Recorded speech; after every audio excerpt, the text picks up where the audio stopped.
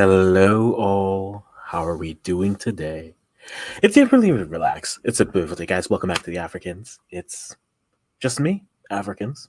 Quincy here on the host. We are talking football in the world, but we're really more talking the FIFA U17 World Cup coming up next week. It snuck up on a lot of us, but it begins next week.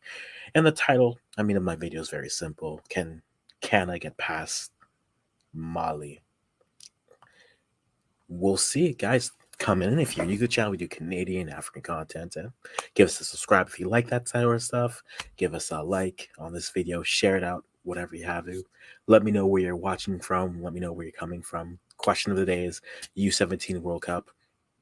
It's a little bit more of a predictions video, and it's a solo episode. Yes, so guys, it'll just be me as we kind of run through this.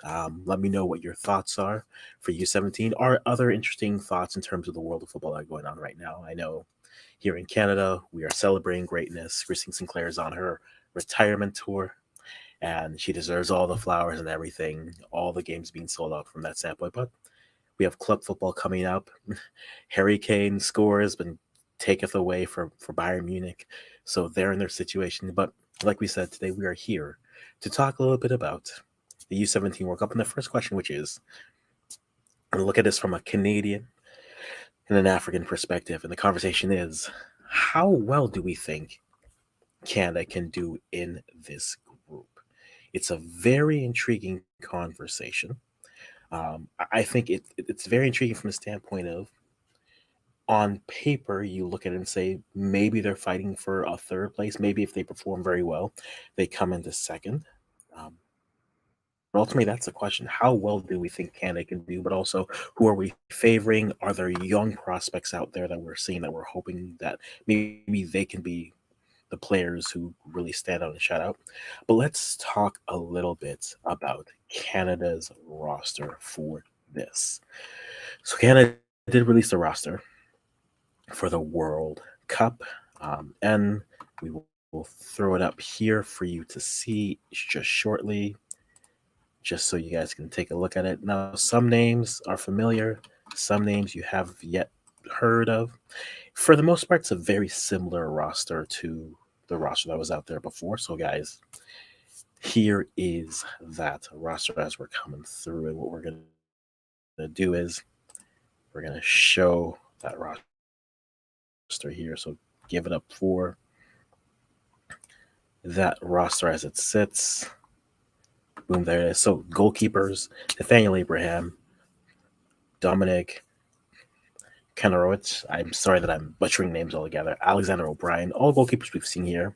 Defenders, Lino Akliel, Richard Chukwu, Gail Mortney, Aiden Fong, Victor Fung, Etienne Godin, Shimera Omezi, Theo Rigopoulos, Lazar Stefanovic.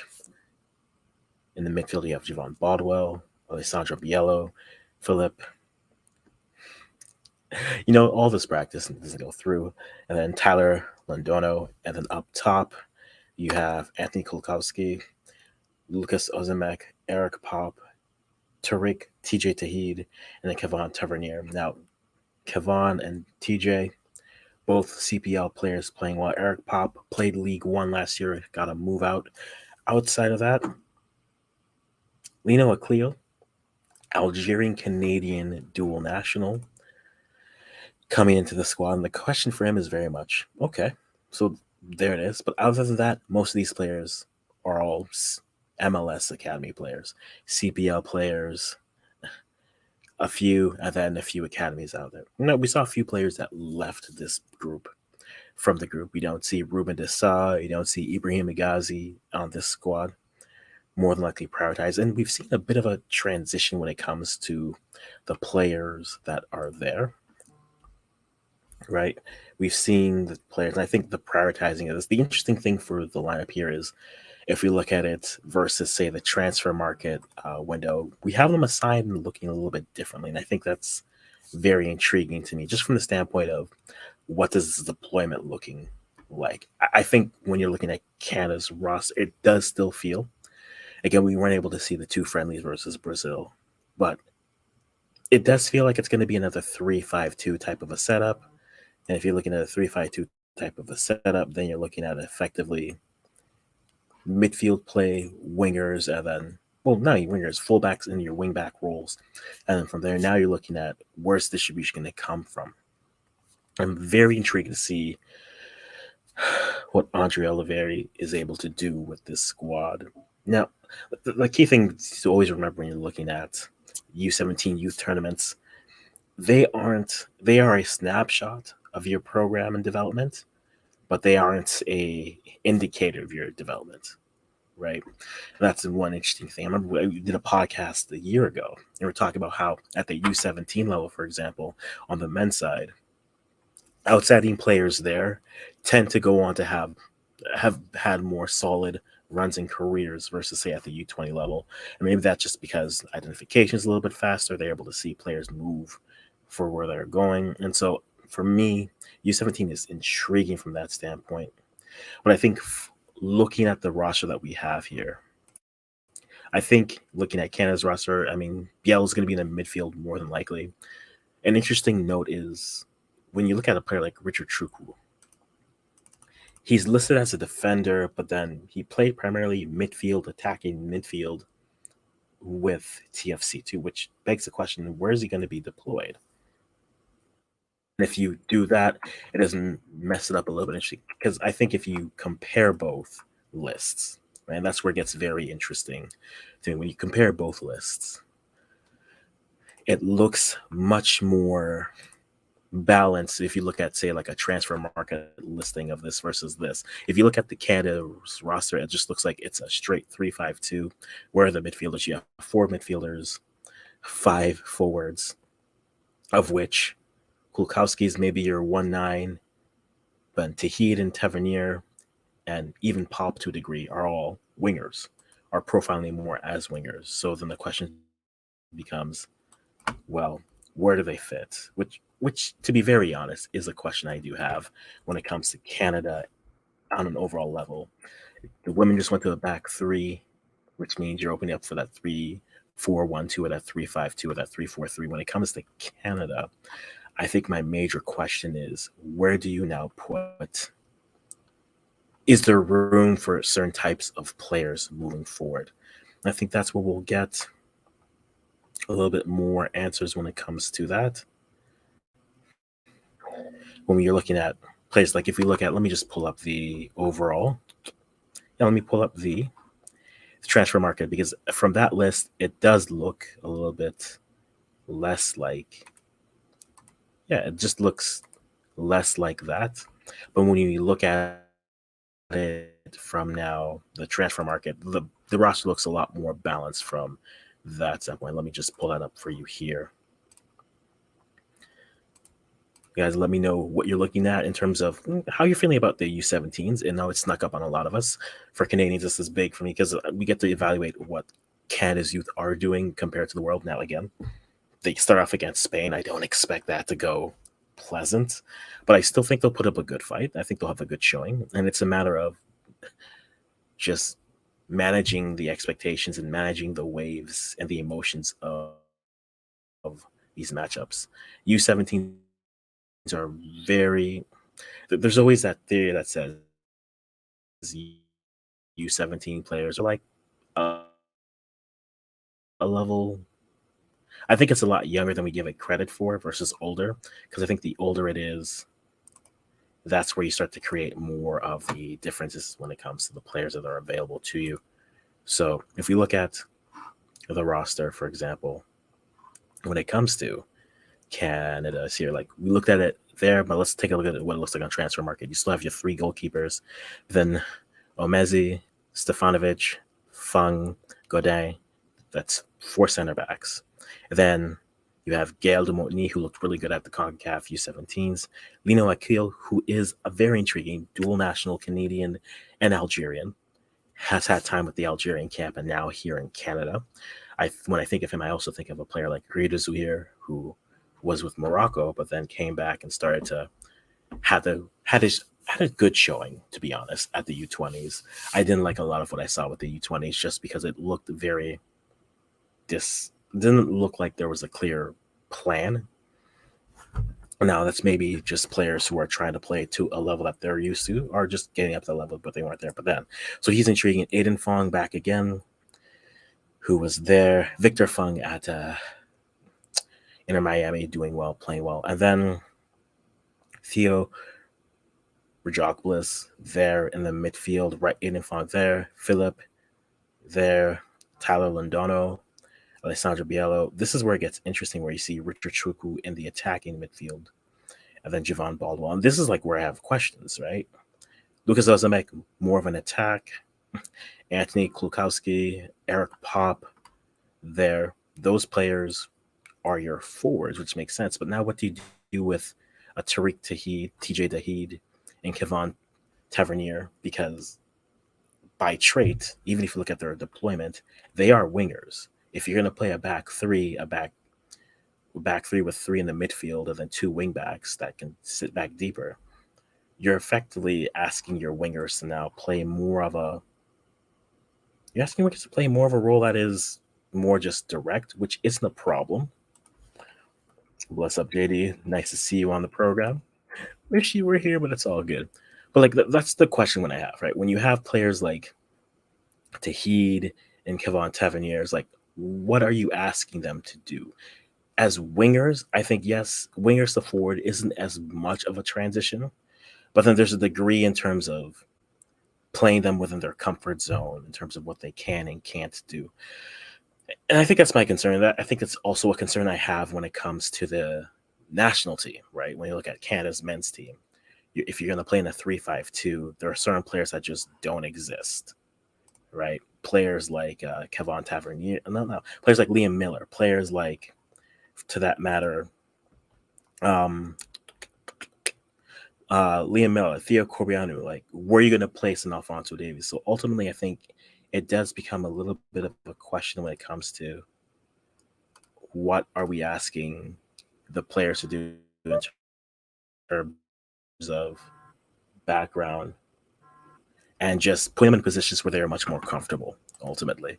So I think that for me is the question that I'm really more intrigued about, because if we are not able to do that, now you're putting players in uncomfortable situations, and they can be comfortable, but I'd rather have a player in a level where it's I always like to use analogies and put players in the sandbox that they're familiar with, right? So if you put them in a position they're familiar with, they're more likely to succeed in that range. But again, this is U17, so we get to evaluate Canada's U17s in a snapshot, not necessarily a full-blown evaluation of the program as it goes.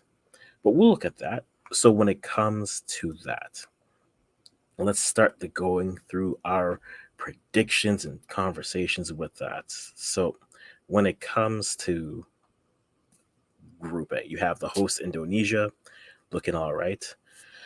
And so I'm wondering how that looks. Ecuador has looked, every group here, to be perfectly honest, is very intriguing.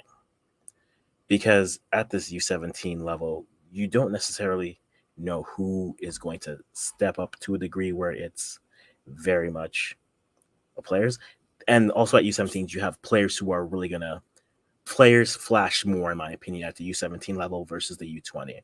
Maybe because just the lights are bright, this is their first experience, but I find that players like this like to flash a little bit more at this level. So when it comes to Group A, you have Morocco, Indonesia, Ecuador, and Panama.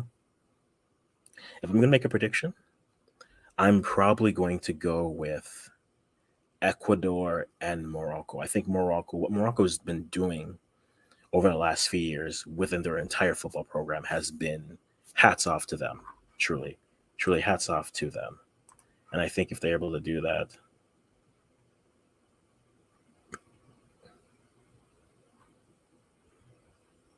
so when it comes to that, I think that would be the conversation with that. So I think Morocco and Ecuador get it out. And I think Panama falling in third. Yeah, that's true. That is true. I won't sleep on Panama. I think Panama finishing third is good. They are a good CONCACAF side. It'll be interesting to see what they are able to do now, again, against different types. I think Indonesia has the home crowd pop, but the home crowd boost, but I don't know if that's going to push them over the likes of an Ecuador or even a Morocco. So Panama and Indonesia fighting for third, and I think Panama gets it. Let me know, guys, in the chat what your predictions per group. Group B, we talked about Canada a little bit. And the main question is, can they get past Mali? Because I don't see them beating a Spain. If they do, it's a full new conversation. But I think it goes Spain. And if I'm being just very honest, it's probably going to be Mali in second. But I can see that being a close tie. They play each other as their third matchup, which is good. So it starts off with Canada, Spain, then Mali, Uzbekistan are the first two in that group. So I'm very much intrigued to see what that looks like. When you get to Group C, Brazil, Iran, New Caledonia, England. On paper, you're looking at England and Brazil. Iran is intriguing, just because, again, I treat U17s like I treat AFCON. There's always a team that's going to make a run. And are you going to choose the right one that makes the run? And on paper, that should be Brazil and England in third place, more than likely Iran. New Caledonia, though they do have some interesting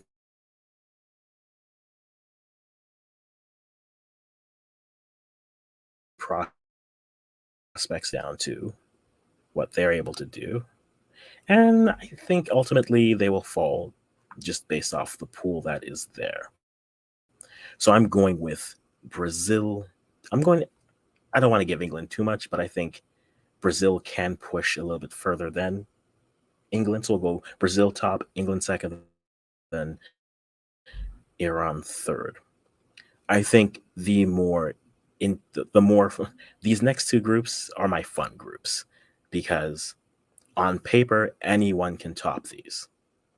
Truly, right? Truly anyone can top these. Japan, Poland, Argentina, and Senegal for Group D. I see you, JD, saying Canada and Spain for Group B. Listen, Mali is an intriguing team because I feel that they have not only the problem that when it comes to African football, this level, the talent is never the issue. Africa always has the talent. The talent has never been the issue for Africa. It's just been about putting everyone together. So I think Canada and Mali will be attacked more tactically challenged than we're really giving it credit for. And I think that's where it becomes intriguing for me. I can see Mali finishing second, but I can also see Canada finishing second. Uzbekistan is the wildest of wild cards, but that's kind of where I'm feeling where it goes when it goes to Group D. Group D. This is the pick any two teams finishing top two. I won't be surprised. Right? Japan, we've seen what they've done in terms of how they're developing, is a good model in terms of moving from where it is. Poland should not be slept upon. They qualified at like any European team coming out, not to give all the credence to them. They've made it out of more than likely a tough group. Every team has had a tough challenge to get here. But in terms of the quality teams, and this is my test, you can disagree with me, that's fine. In terms of the teams that you'll be playing against, I think the road was more equally stacked versus that. So I think Poland, you can't sleep on. Argentina, always looking good in. Senegal, finalists for CAF U17. I want to say Japan and Senegal top this group because why not? But don't sleep on Argentina. Don't sleep on Poland. Any of these four teams moving on won't be a surprise. Now, when it gets to Group E, Group E is interesting because, again, France, they have the talent at this level. The US also have the talent. The Korean Republic also have the talent. And Burkina Faso were the surprise, I think, for those of you who weren't paying attention. For me, as the tournament went on, it wasn't a surprise that they made it where they were. But walking into that CAF qualifiers, I was a little bit surprised by them. I can see them really creating a bit of that trouble. Again, like I said, with African teams, no one is not talented, but it's can they put it all together there. France and USA, says JD for Group E. I think I'm going to go with Ooh, I think 3 teams make it out of this group, but I think I'm going to go with USA and Korea Republic, with France finishing third.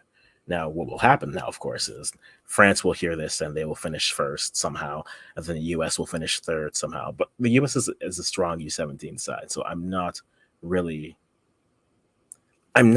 about them getting out of the group stage here. But I think Group D and Group E are the most balanced groups, excuse me, when it comes to 1 to 4 ranking. And then knowing my luck, JD, knowing my luck, since we're saying this, that's what's going to happen. Knowing my luck. And then Group F, Mexico, Germany, Venezuela, New Zealand. Paper-wise, on chalk, it should be Germany, Mexico, or Mexico, Germany, with New Zealand getting past Venezuela, maybe, but more than likely Venezuela finishing third. Mexico should be out on a vengeance for this trip. Their U20s definitely will be something to watch for sure. I'm not saying they won't, JD. I've seen stranger things happen. This is U17s, and the players are interesting. I really wanted to go through all the rosters, but not everyone has their roster out.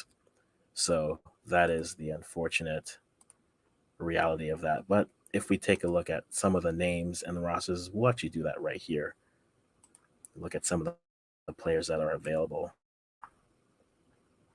And this is all on Wikipedia, guys. If you guys want to run there and check that, feel free to. But as we go to the squads, Indonesia, primarily domestic players. You have Sao Paulo's Welber Jardim, who's there, and then Amar Burkic from Hoffenheim. I've heard that name, so that's probably from Indonesia, a name I'll be keeping an eye on. For Ecuador, primarily all domestic players, all players looking well, and a very old squad here. So a lot of experience coming through. I'd say maybe keep an eye. Yeah, I'm not as familiar with this Ecuador team, so I'm not going to give you a name to look out for. If someone can give me a name to look out for, put it in the comments or in the stream, in the live here, on the comments later words. Panama, a nice, again, Panamanian base, but then you have Martin Krug from Levante. You have Frederick Krug, the Krug brothers from Patacano, both in Spain, looking all right. And then Aldair Marta from Silicon Valley. So that's an interesting squad. Morocco, my bad. Morocco with Adam Mufadar from Juve, PSG, Nufel El Hanak, who's I've been hearing some good rumblings from him. You got from Lille. You have a nice mix. I think I will always give the Moroccans credit on this. They know how to find players and get them in more recently. So I think Morocco, that's why I feel like Morocco is a team that could do something very intriguing as well. Yeah, Panama striker is very good, JD. So that's a player that I'll be keeping an eye out for as well. When you go to Group B, again, Valencia, Barca, Sociedad, Madrid, Villarreal, like these are all names that nothing is interesting. Nothing is. I was wondering if they were going to put. No, they didn't put Lille, but I think he's just a year too old, so that's fine. We talked about Canada a bit. Lino Akilil from Montpellier playing well. And this, again, a much better thing. Chukwu was playing center back at CONCACAF. At club, he's playing as a cam. So he's probably going to play more of an 8 to a 10 role here. Or maybe he's a midfielder that drops back, and then you go a back four of midfielders. You push up your center backs.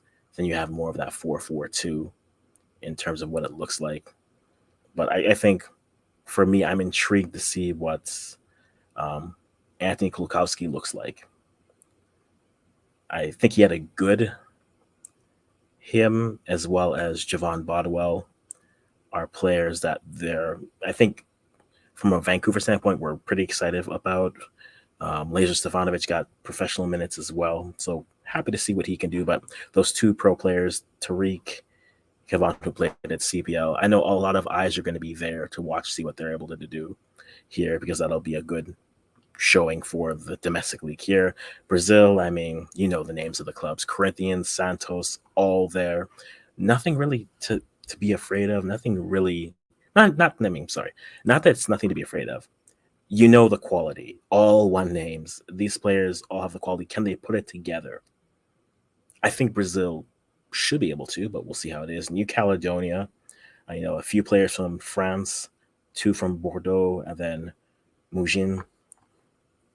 So I don't. I mean, New Caledonia. It's great to see countries like this, which is why I like. It is why I like the Olympics, but also these youth tournaments because you get to see.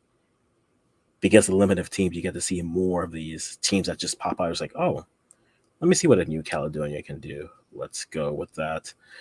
And then you have the English looking all right. Special shout out to Samuel Amea, Ghanaian English player. Yes, JD, I'm going to do it because that's what it is. Always preparing players for that. And because it's the England team, you know the Commonwealth is strong there. So, guys, if you're looking for recruitment, start looking. Josh Anchampong, also Ghanaian. Keep an eye out for him. Japan. This team, again, knowing if you know anything about how recruitment in Japan works, it's very intriguing. I'm looking forward to what they're able to do in that group. And like I said, that group, I'm very much, any 2 teams there, they will look good. Poland, a nice mix. You got Dortmund goalkeeper, who I've heard a little bit about. Daniel, I don't know how to say the name here. I started hearing rumblings about this player who's at Parma. So he's going to be one I'm looking at. I think if they can get out of the group, that would be great. But he's a player I'll be very intrigued to look at. Argentina's roster is here. Not as familiar, guys. So forgive me if I don't say a name, or if there's a name I should be keeping an eye out for, let me know. Again, Group E primarily empty. Senegal, I'm waiting for this roster to drop because I'm intrigued by some of the names that are there. This U.S. team, seen it firsthand twice. All right. Caro Figueroa, I'm going to say this now. If he committed to Honduras, I'd be so happy because, I mean, he's the son of a great Honduras players, and my one soapbox argument to complaints, I'm tired of seeing the sons of greats play for the U.S., but great player playing in Liverpool's academy, looking all right. Pedro Soma's looking all right as well. Noah Kai Banks and Aiden Harangi. I'm in a tongue twister for names right now, but c'est la vie. You have Mexico with their, again, Liga Mexi players who are looking all right. On a run back, Javen Romero, nice young player. Looking forward to see what they can do here. And as we go through the players, I think the interesting thing will be, again, Germany with their squad. Not as familiar, but I will be. I'm sure Paris Brunner is going to show up, score goals, and be like, yes, him. He's a good player to watch. And then Venezuela. Venezuela is probably a nice mix of players everywhere. Playing in Portugal, IMG Academy there.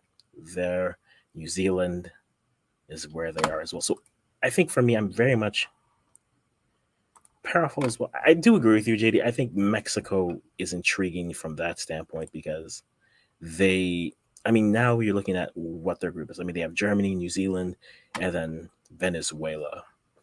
It's a group that is after Group D and E, I think, for paper and reputation. That'll be something that we look at. JD, I'm going to have to remind you again, Peter Crouch isn't here to lose you money. Leave the England boys alone, but leave the African, but let the Africans have joy.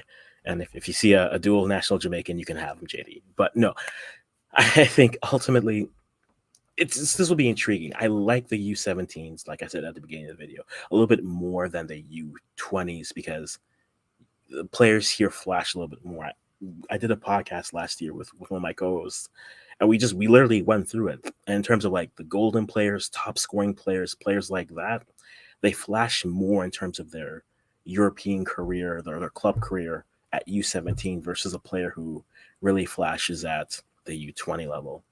So in terms of seeing players, I think this is what the FIFA U17 was made for, right?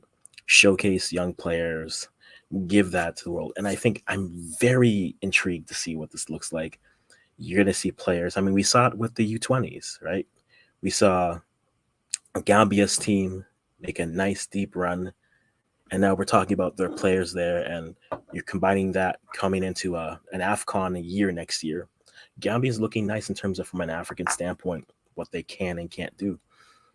I think when it comes to a team like Mali is very much a team that on I think Mali has more talent, and this is an African conversation overall, right? Africa has a lot more talent than we give them credit for, but the problem becomes like, can we put it all together, right? And from the African nations, you have, I think, if we're going to rank which African nation I think is gonna, in terms of chances to have a good deep run, because that's the other thing, because the rankings are the matchups. Let's talk about these matchups here real quick, right? 1E is playing 2D, which would mean, all right, 1E, whoever winner of group passes, yes. So the winner of Group E is playing second place Group D. So I mean, in theory, you could see like what France or the US versus Senegal, Argentina, Poland, or Japan. On paper, that's a nice matchup, right? It's a very nice matchup, right? And then the next team is 1C plays the third place, one of the third place teams of A, B, or F. But 1C is Brazil or England. So you have A, B, C, or F. It's going to be a very intriguing group in terms of those top four. One of these three that will play. All right. So just to give you guys a nice showing of that so you understand it, USA Japan would be very intriguing, right? And then 2B would play 2F, right? 2B versus 2F would effectively be, throwing that there, 2B would be either Canada or Mali versus Mexico or Venezuela. I'm assuming Germany tops that group. Like, yeah, the round of 16 matchups are very intriguing. And so because of that, I think it really gets, I like this. And plus you get to see different players from there. But guys, if you are stopping by, firstly, thank you. Do appreciate it. JD, I appreciate that. Like, who are players we should be keeping an eye out for? I think for myself, when it comes to Canada, the players I think we should be watching for is a Richard Chukwu. If you recognize the name here, or if you watch a lot of CONCACAF, the Chukwu siblings are coming in Canada, right? They got two twins. You have a set of twins for the girls. Not to mention, there's another set that we are not talking about, like the Stewart twins, right? For who are at Vancouver's Academy, who are on the U15 team for the girls are coming. But Annabelle Chukwu already has minutes with the senior team. Her sister's playing U17 now. You look at her brother, who's only 15. He's the youngest one, and then his other brother, who's a striker, also at TFC. The Chukwus are coming for that. But so for me, I'm looking at them. But I think this is, I won't even call this an agenda, but like when you're looking at Canada, I think the forward line is very intriguing to me. If we're looking at it from a depth standpoint, midfield and winger type players would be very intriguing. So a player like Javon Bodwell, Tyler Lodano if he gets minutes, Alejandro Biello if he gets minutes. I know Gael Dumont had a nice run when he was on the U17s at there. So for CONCACAF, that'll be interesting. Then that front line. So, and then the front line, you're looking at Kulkowski, Osemek, Pop, Tahid, and Tavernier. I'm very intrigued to see those players go through, but let me know, guys, which players we should be looking at. If you're doing this on the live here or on the rewatch, more than likely, guys, let us know how it's going from there. But ultimately, that is a quick preview of that. So again, Group A, Indonesia, Ecuador, Panama, Morocco. I am taking to top these two. Rise for Mexico. Good call there. Good shout. Good shout on that. But for Group A, I'm going to go with Morocco and Ecuador as my top two teams. Probably Ecuador and Morocco as my top two teams. Group B, I'm going to go Spain and I'll go Spain and Mali with Canada finishing third. In Group C, I'm going to go Brazil, England. Group D, this is going to be difficult, but I'm going to go with Carrillo from Mexico as well. Good shout. JD, okay, we know you've earned your CONCACAF badge, JD. We see you. Group D, my picks are going to be Japan and Senegal with Argentina in third. Group E, I'm going to go France and the US. I know I changed it. JD is just listing every Mexican player that he can think of, so I appreciate that. And then Group F, I'm going to go Germany and Mexico, with Venezuela finishing third for that. We will see what turns up from this, but guys, let me know in the comments underneath that who are players that you're looking forward to seeing. What are your group predictions? And I know, JD, you're in the chat. Are you going to be doing some streams? Are we going to be doing some streams for the Figueroa for USA?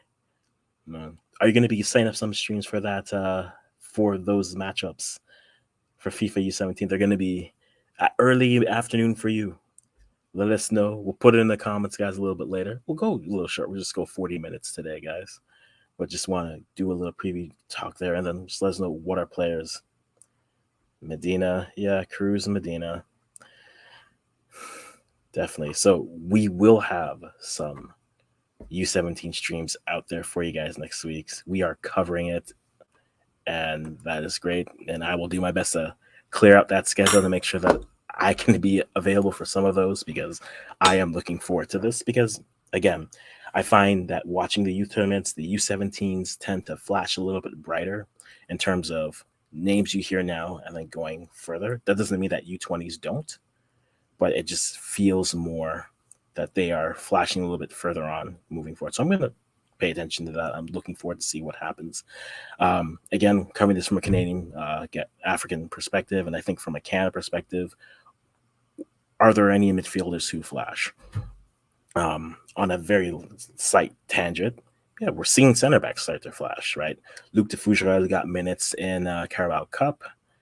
Jamie Labelle is gaining minutes as well. Both players who had some time with the U20s last year at young ages and now are starting to push for those senior minutes at club and for country.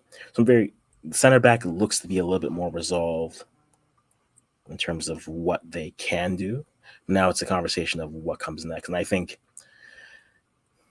I would like to see, my personal hope would be, let's see players play in their comfortable sandboxes, in their comfortable positions where they can really play back to the instincts that they've trained with and that they played with always. Just because a player can play in multiple places doesn't mean that you always have to play them there. Let them excel and succeed where they are most comfortable. And for this, again, it's the U17s. Don't be it's U17. So if a team crashes out in the group stage, let's just go worst case scenario. Let's say Canada, Eric Pop for sure. If Canada crashes out in the group stage here, it doesn't mean that Canada's development is a problem. It just means this snapshot is there. There are still hundreds more players who are developing. Development isn't linear. It takes its wakes and valleys, peaks and everywhere. So I think it's very important to remember that. But guys, we are going to wrap it up here. 40 minutes with you. If you guys are watching this later, let me know what your FIFA U17 predictions are.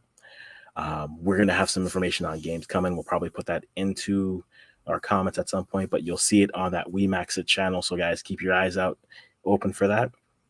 But until next time, it's been Akwasi from the African saying thank you for spending a little time for us here. And until next time, we'll say bye-bye for now.